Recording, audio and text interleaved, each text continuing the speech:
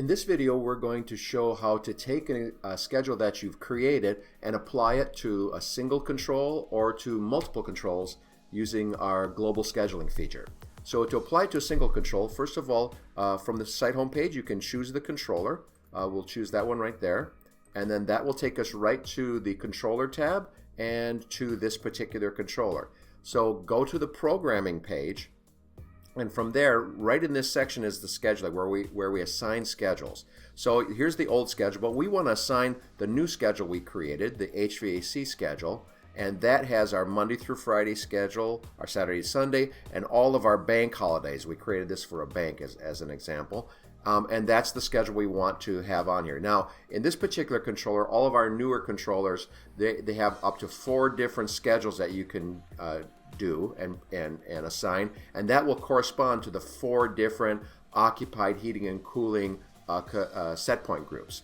So in this particular case, we're just using the A set point group, so we're not going to have a B, C, or D schedule. So once we've chosen that schedule and applied it here, we just go right down to the bottom and submit this page. Now, if you've made any programming changes, it's going to submit those programming changes as well when you hit submit. So we'll hit submit, and now that controller will follow that schedule. Now let's say that we want to take that schedule and apply it to other controls on this site. So we'll go right up here to our global feature and go to global scheduling. It will default to this site, and we're going to choose the schedule we want to copy and paste, basically. So it's the HVAC schedule, and there you see it with all the holidays on it.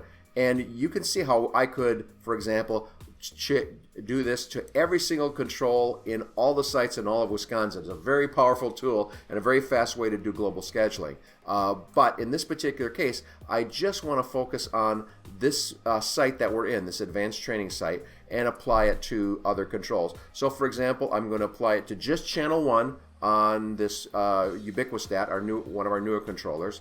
And that will only apply it to the A schedules set points as well. And then I can choose the other older controls that just have a single schedule that I want to apply that to. Once I've selected those, I just go to the bottom of the page and click submit, and now all of those controls will be following that new schedule. So in subsequent video, we'll be showing you how you can apply how you can modify an existing schedule, and also how you can delete an unused schedule from Ubiquity. Until then, we'll see you in the next video.